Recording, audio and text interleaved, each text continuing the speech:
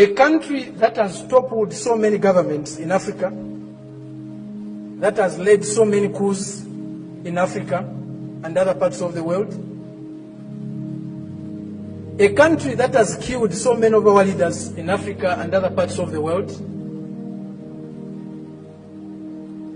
the killers of Patrice Lumumba, those who toppled Kwame Nkrumah, those who killed Nasser, those who killed Muammar Gaddafi, today are coming to teach us about democracy.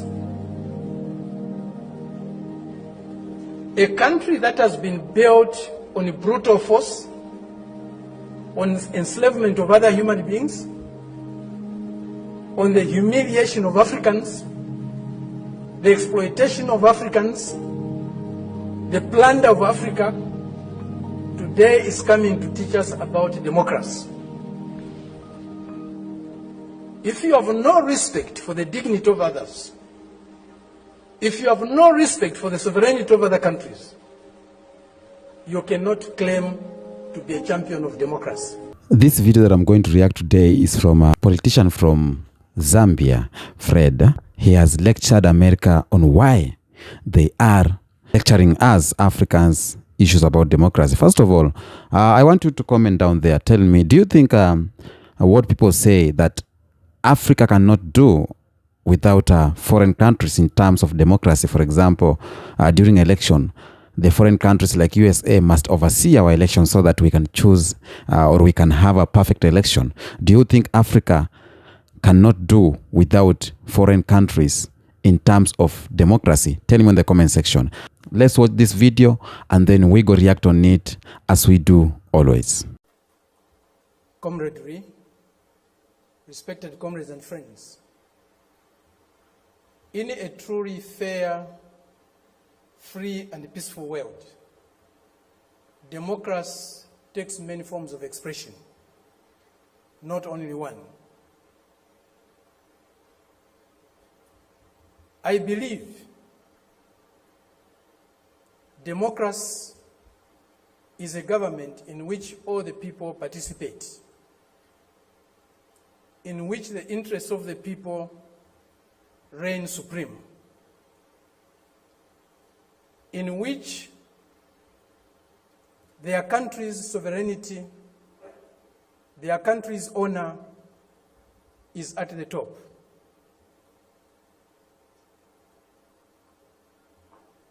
It seems that this month is a month of democracy discourse in the world.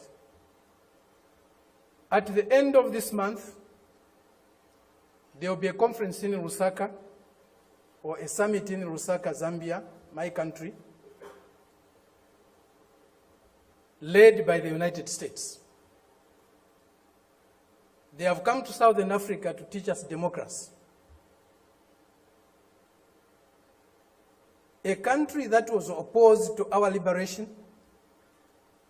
a country that supported colonial regimes,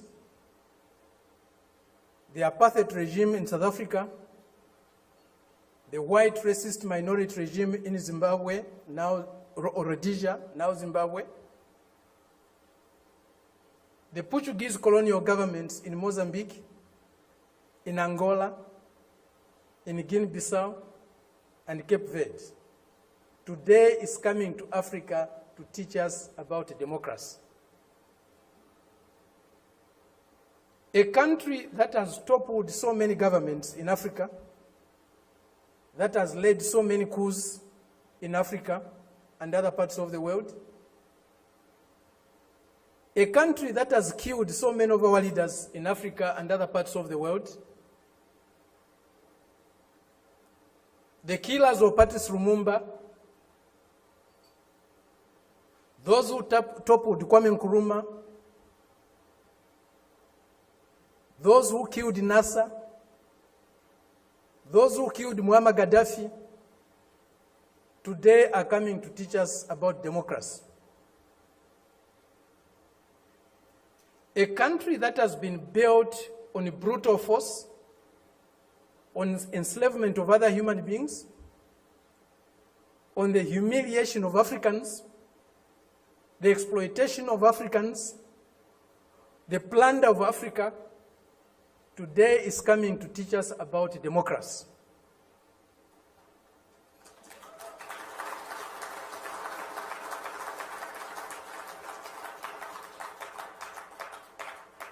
That's the arrogance, the imperialist arrogance, the racist arrogance that we are subjected to. We cannot have democracy where there is hegemony of the strongest, mightiest imperialist power. We cannot have democracy where a country's resources, a country's decisions are dictated to by another country. A country that is dominated by another country cannot be democratic. A country that lacks sovereignty cannot be democratic. A people that cannot decide for themselves cannot be democratic. A colony, a neo-colony cannot be democratic. That's why today, even at the United Nations, membership is on the basis of sovereignty. Only sovereign nations can be members of the United Nations, because only sovereign nations can decide for themselves.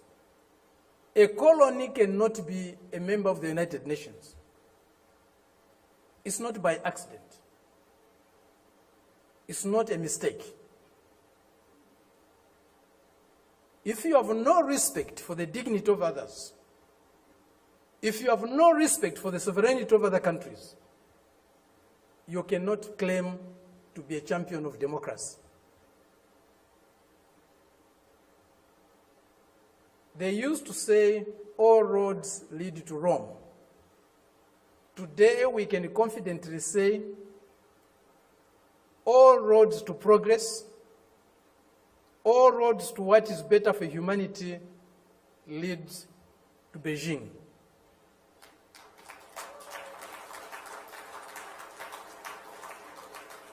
This is a country, this is a people that have developed themselves, that has developed itself without colonizing any country in the world, without plundering any country in the world, without subjugating any people in the world. This is a country that is developing with maximum respect for others, for their history, for their cultures, and recognizes the diversity that is there in civilization. We were only taught one form of civilization, one form of modernization. That was the Western way. Westernness was a measure of how civilized, how modern you are. We reject that. We reject it because it's not correct. We reject it because it's undemocratic. We reject it because it's uncivilized to think of the world and of other people in that way. Today, they cannot accept the fact that China has caught up with them. China is about to surpass them in many areas of human endeavor. The imperialist arrogance is inhibiting them from accepting that reality. The racist arrogance is inhibiting them from accepting that reality. But the world is changing. The changes we are witnessing today, as President Xi said in Moscow recently, or the other day, they have never been seen in 100 years. They have shaped a world that they themselves today are scared of. And they have shaped a world that is not sustainable. Democracy, human development is not sustainable on the basis of plunder, on the basis of enslavement, on the basis of humiliating other people every day. That is a system we are seeing today, a system that will not survive if plunder is eliminated, if subjugation of other peoples, other nations is eliminated, if inequality in the world is eliminated. That system will disappear. The only system that you can survive and can endure for long is a system that is based on mutual benefit, win-win relationships, mutual respect for others, accommodation and tolerance of others, and fraternal love for all humanity. This is what we find in China today. This is what China's example is showing us. Indeed, all paths are different. There's no path that is the same, even if they are leading to the same destination. Each path has got its own characteristics. We are seeing that, we are learning that, we are experiencing that today with China.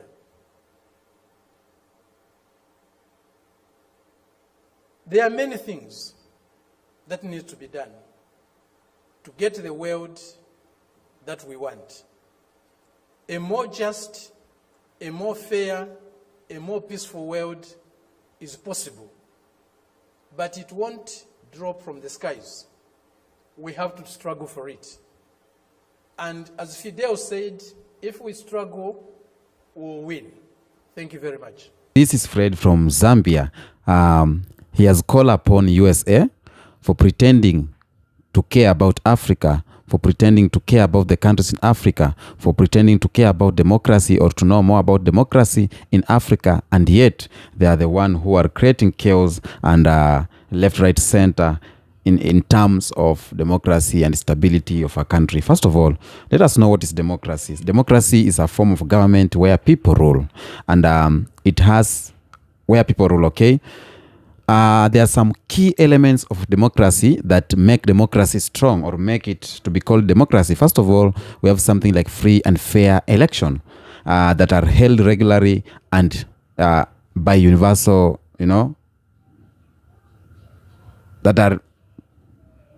that are held regularly in a certain country to choose their leader. So if we have a free and fair election in that country, that is the beauty of democracy. Like what happened in Botswana recently, they had an election, the one who lose conceded defeat, and he came forward and said, yeah, I have accepted that I'm okay with the results. That is democracy.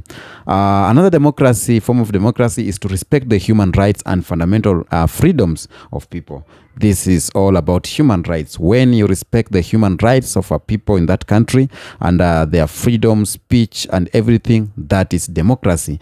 Another thing that is a key role in democracy is a system and procedure that protect individual freedom, that allow participation in politics, that anyone is allowed to participate in politics. It's not like a one party, one person, this year, next year, the other year, after 5 years, after 30 years, still a one person who is being accepted to participate in politics. Anyone else who is trying to participate in politics, kinamramba. The division of power into 3 branches, legislative, executive, and judiciary, is a form of democracy, because judiciary stands for itself, legislature for their self, executive themselves. No one is interfering with other one business. A president cannot interfere with judicial or how legislature are doing their work. So this is a form of democracy too. When you find a country where judges make decisions without interference of a president, it's a form of democracy. Do you think we have that kind of democracy in Africa?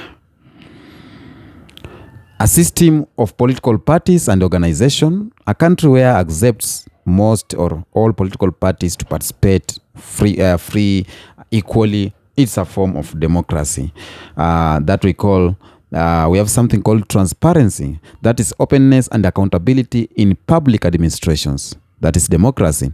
Independent of media, that is democracy. So democracy is said to be more peaceful, and it leads to higher economic growth and experience lower poverty rates in certain country. But a country where there's no democracy, some things that is happening in that country, you can see for yourself. So the question I asked before we started the video is, do you think African countries can practice democracy without interference of foreign powers? For example, when we do an election here, when you held an election here in Kenya, South Africa, Ghana, you find foreign countries like USA, France, they're overseeing our election. But we cannot go to oversee the election of USA. They just did the election, and no any African countries participated like we are overseeing the election of USA. So it's like we are their babies, and we accept that. The fact that they always come to oversee the election, and still we have war in the country after election violence. It's nothing. It's nothing. So this Fred, a politician from Zambia, has spoke a lot about how foreign countries are pretending to call upon democracy or to lecture Africa on democracy, specifically USA. And he has mentioned few things like these countries, they are the one who supported apartheid in South Africa. They are the one who supported coups in Africa. They are the one who are supporting the leaders who are, puppets leaders, corrupt leaders in Africa. And they are the one who are putting them in power.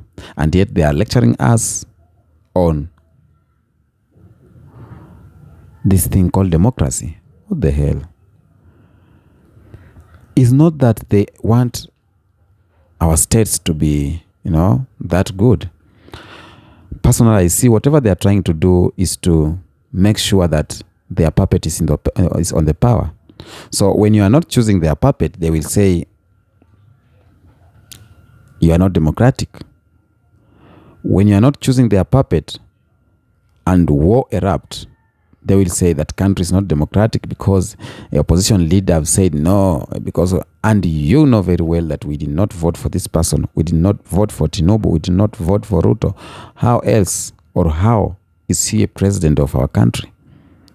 Because of the interference of foreign powers, the interference of white countries, the interference of the West in our things that we do. And that's why I said in one of the video, we need to liberate ourselves. As Africa, we need political liberation, geopolitical liberation, where no country, no any foreign country will interfere with our decisions we are making. For example, in election, in making of laws, no any foreign countries will interfere. That's why we need this liberation so much. How can you say that you are lecturing Africa about democracy, and yet you are the one causing these coups to happen? You are the one causing this a lot of suppression to the people of Africa. You know your loans that were giving these presidents or these countries, it's a burden to them and it cannot liberate them. But you are giving them and you are putting measures how that money is being used. That's not democracy.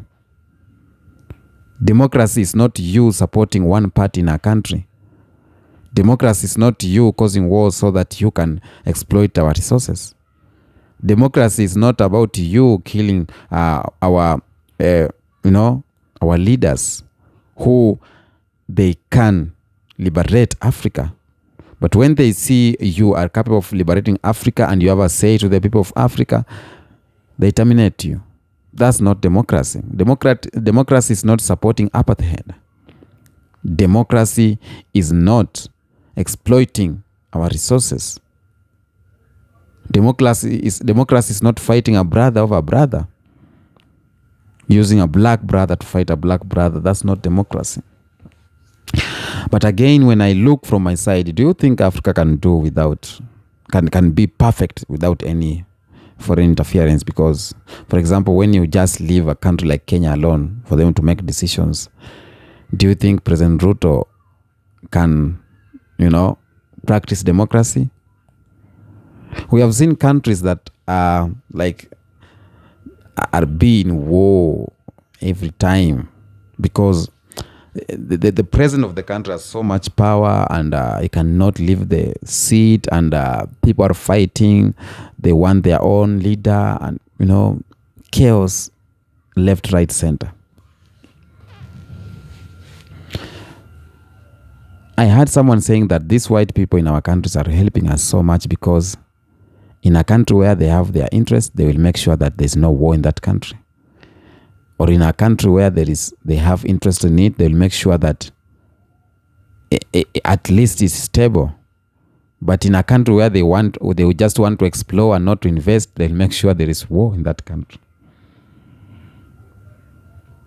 I don't know what to say about this, but this man, bold and fearless, facing the USA and lecturing them, telling them not to speak or to teach us Africans about democracy, and yet they're the one who are uncivilized. They're the one who are causing all these problems to country Africa.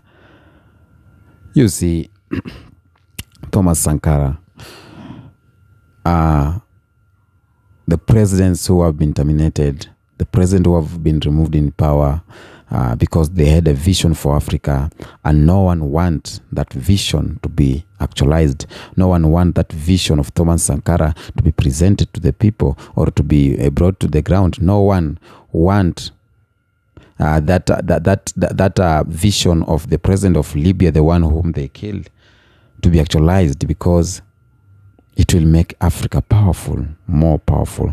And whatever we are doing here is to make Africa remain poor forever. Is to make sure that we make Africa and Africans suffer so that we can still be in control. That's what we are doing here. We are not here to make Africa great. We are not here to build Africa. We are not here to make children of Africa out of starvation. We are not here to build roads and hospitals for African people. We are not here to make sure that Africa has better education. We are not here to make sure that Africa are benefiting from their resources. We are here to make them remain poor forever. Forever. That's why we have these all loans in these countries, IMF, World Bank. You have been given loans, not told to pay. There's a way they want you to pay in a way that you will remain indebted to them for many years. Your countries, children that are not born, third generation from now, they're having a loan for IMF or World Bank. That's not democracy. If there's other time we can define democracy, we cannot define democracy from the perspective of a white person. We cannot define democracy from a perspective of USA or France or foreign countries. We can only define democracy in a situation where we have a free and fair election in our country. The winner win, the loser accept. We make our own laws and rights. No interference. We benefit from our own resources. We are being liberated politically, geopolitically, cultural, everything. That's where we'll start enjoying democracy. But it's hard. It's hard. It's hard. I don't know when will it happen, but soon it will happen, where African countries will liberate themselves. I call upon all the youths of Africa and the people of Africa to stand up, to know your country, to speak up, to be a pan-Africa of your country. Until next episode, peace be with you.